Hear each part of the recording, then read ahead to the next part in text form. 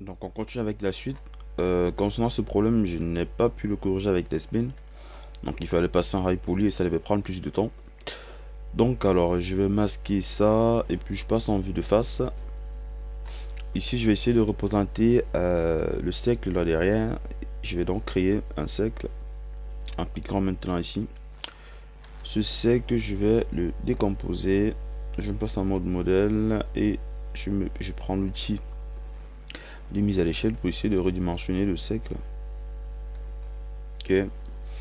Je me place en mode point pour décaler dans mon cercle. Je vais prendre l'outil préféré. Décalage, je le place comme ça ici.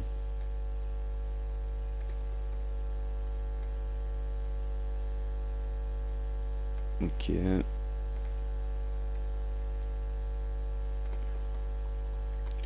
On appuie sur majuscule, on casse un petit peu la tangente. Là, je crois que c'est un petit peu trop.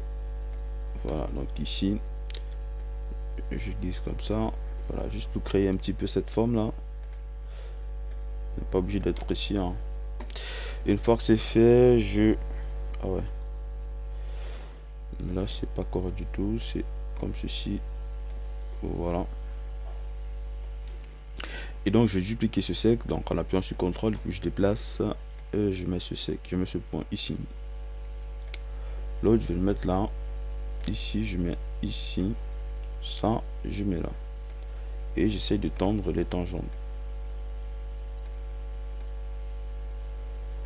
Ok, là, ça passe. Ici. Voilà. Majuscule. Ok.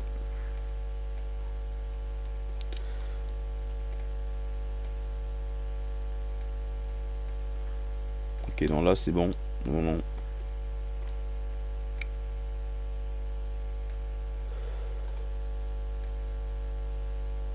Ok, donc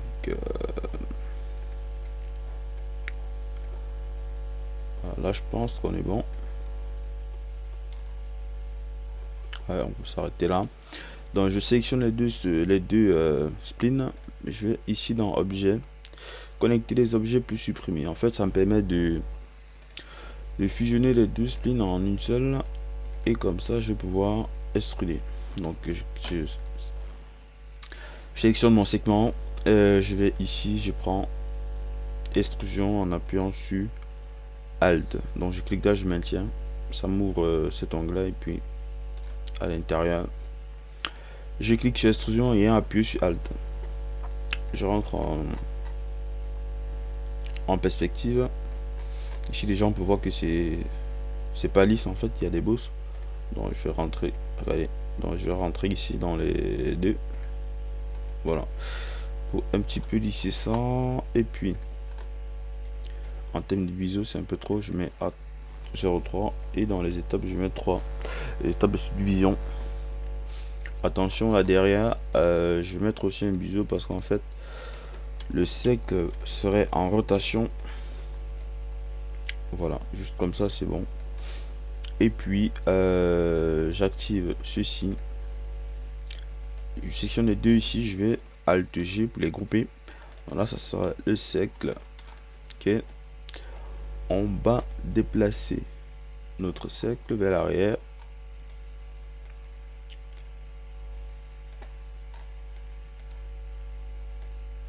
Ok. Maintenant, ce qu'il me reste à faire, c'est créer l'emblème qui était là.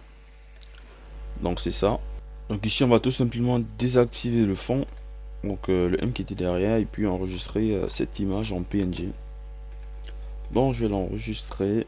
Je le mets en PNG. Donc, là, ça serait l'emblème. Ok. Et puis, on retourne sur CineMakeD.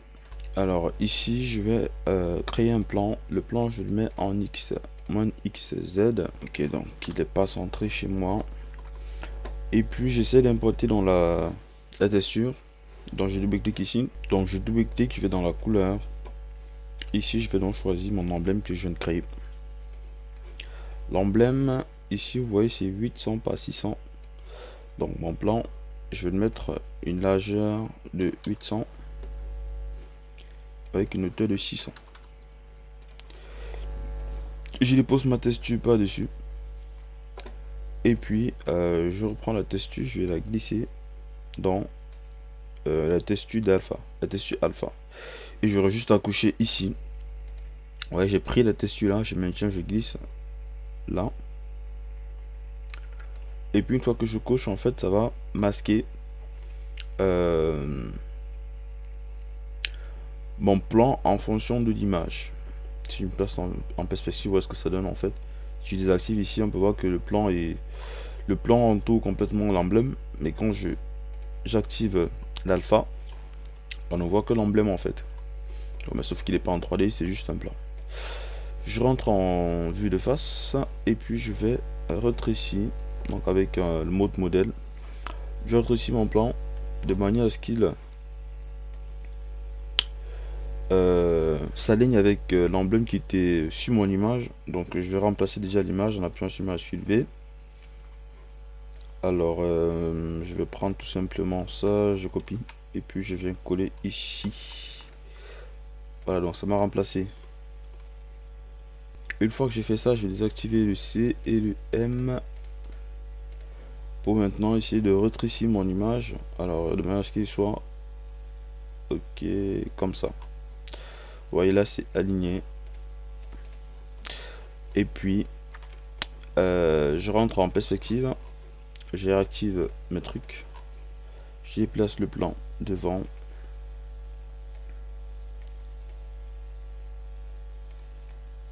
Okay, donc à peu près comme ça. Maintenant qu'on constate qu'il y a une spécularité un petit peu moche là, donc on va diminuer sa largeur et augmenter légèrement l'intensité de la spécularité. On va mettre sur une réflexion Bateman au-dessus, en dessous pardon, avec une intensité vraiment faible de 25%. Voilà, intensité de 25%, c'est bon. Pour déformer notre emblème, on a besoin d'une incubation. Donc vous trouvez ça ici en maintenant.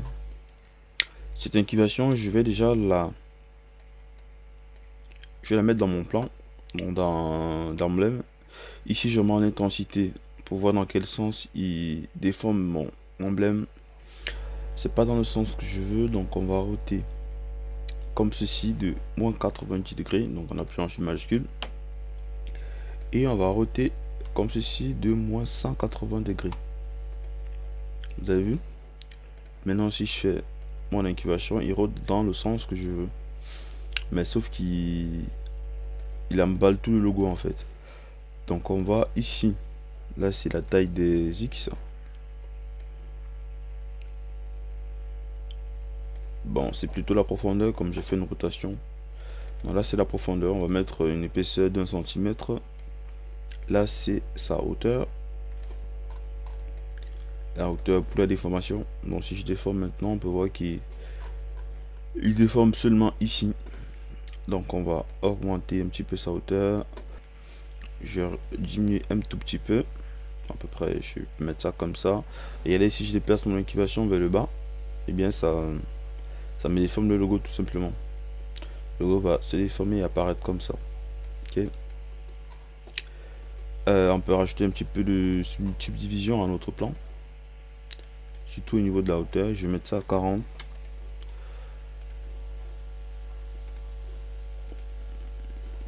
Je rentre comme ça, voilà. Donc je prends mon plan pour mon incubation et puis je peux déplacer. Voilà, on peut bien voir, CTRL Z, on peut bien voir la déformation de l'emblème. Donc maintenant on va essayer de texturer le truc. Donc je vais tout simplement double-cliquer ici pour la première texture. Donc il y aura 3 textures en fait. Il y aura la texture grise, la texture noire